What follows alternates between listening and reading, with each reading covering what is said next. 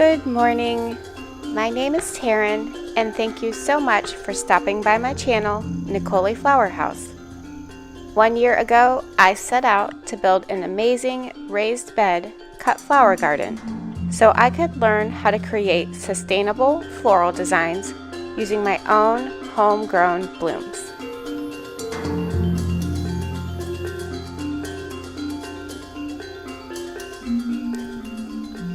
This week, I was kind of a little annoyed with these squash vines. They just seem like they're taking over, but they are what's in season right now, and I'm kind of missing my ranunculus that were here last year.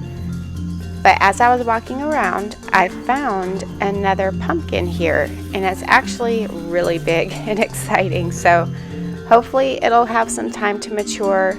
Here is the pumpkin I found last week, so I'm up to 2 pumpkins on the vine, one that I actually broke off, so a total of 3. And here are these marigolds. They are just completely taking over, but they're adding to the seasonal vibe of October, and I just love checking them out.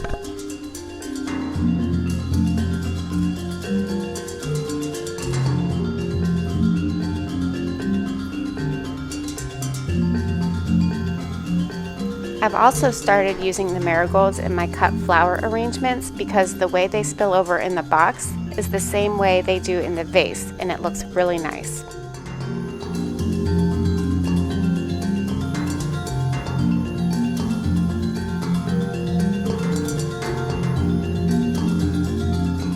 These chrysanthemums will be in full bloom very soon, so I'll be sure to update you on that. And I've been using the buds that aren't quite open to add texture to my cut flower arrangements, and it's really pretty.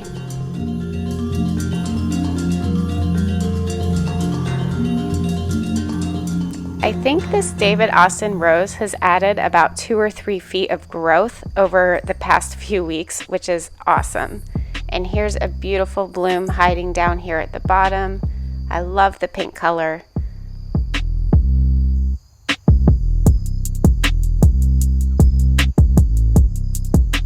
Here is the Desdemona David Austin rose, and it has some spent blooms at the top that I've let stay on the plant. I'm hoping to get rose hips. I'm not sure if every rose produces rose hips, so we'll see if this one does.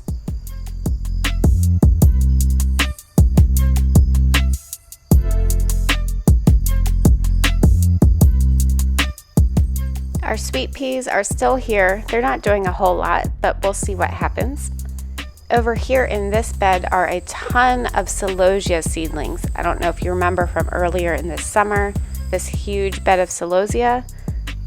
This spot right here, I'm wondering if these are anemones popping up. That's what I had in this bed last season. I'll pop a picture up of what they looked like. And also in this bed, I think these might be anemones as well, just by looking at the foliage.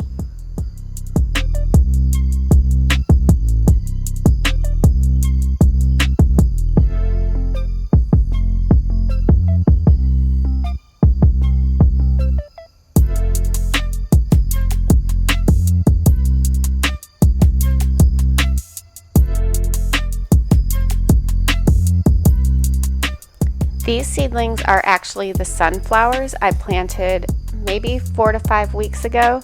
They still have a long way until they develop flower heads, so I'm not sure that'll happen before the frost, but we'll watch and find out.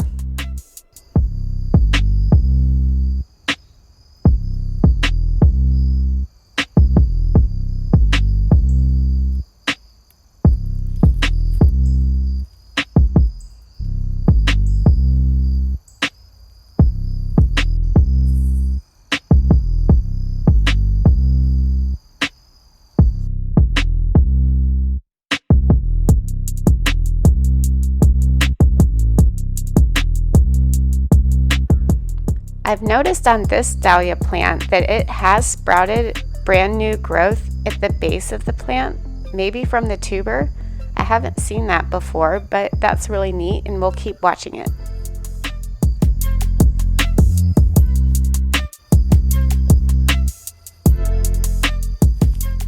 This garden bed I have all prepped and ready.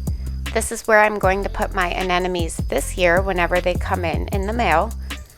I have a nice aged pine bark mulch on the top, and underneath that, if you dig down, I have garden soil, a garden blend that I brought it in bulk. Here's a big pile of it. I just got a new pile, 8 yards, so I can't wait to use this on the Dahlia patch project. And it is such a nice loose blend of compost and topsoil.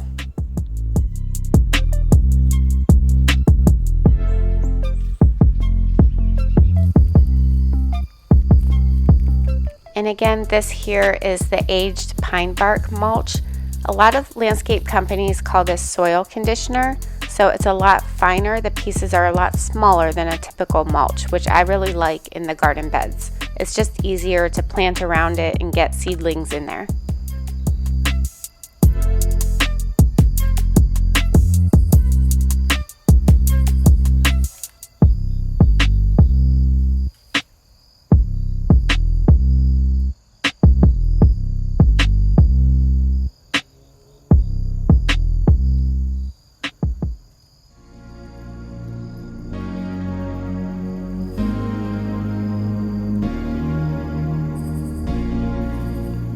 The Gomphrena patch is still holding on pretty well.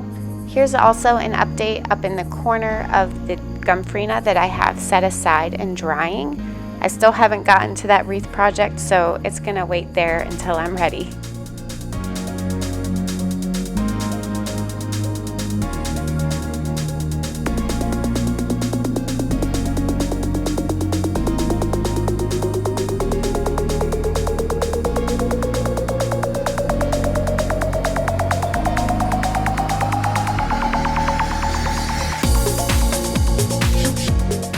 At this point, I'm really running out of light for filming, but I just couldn't help to show you how everything in the garden is just intertwined.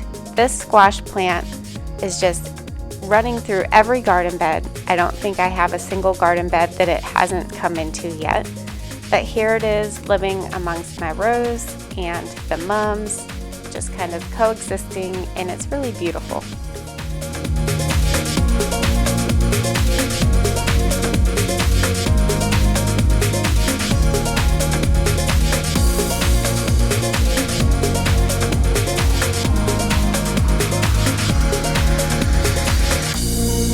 Next, I'd like to take you inside with me and show you a bouquet that I made using ingredients that I cut from my own flower garden.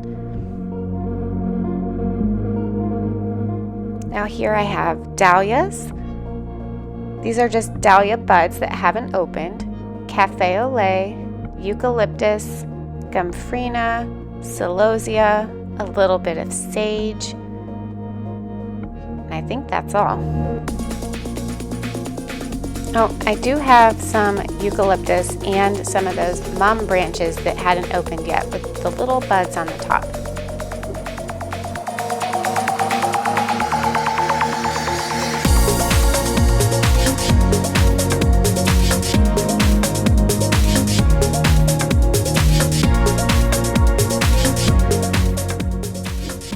Now I know the lighting in here isn't great, and the setup is also just in our dining room. I've kind of taken over the dining room table and everything in this room, but I'm still making flowers and making do.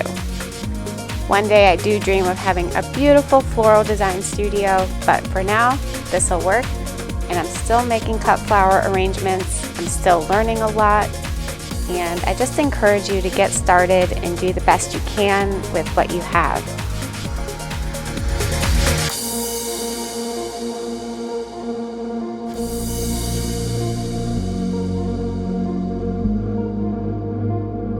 Here, I just wanted to show you how I tied this bouquet together. I wrapped paper around the stems to protect them, and then I just tied them up with twine. The twine is biodegradable in 1 to 2 years, so I wanted to try using that instead of rubber bands to package this up. Well, that is all for today's garden update. If you enjoyed this video, give it a thumbs up, and the best way you can support my channel is to subscribe and share it with your flower-loving friends. Thank you so much for taking interest in my cut flower garden, and I'll see you next week. Bye.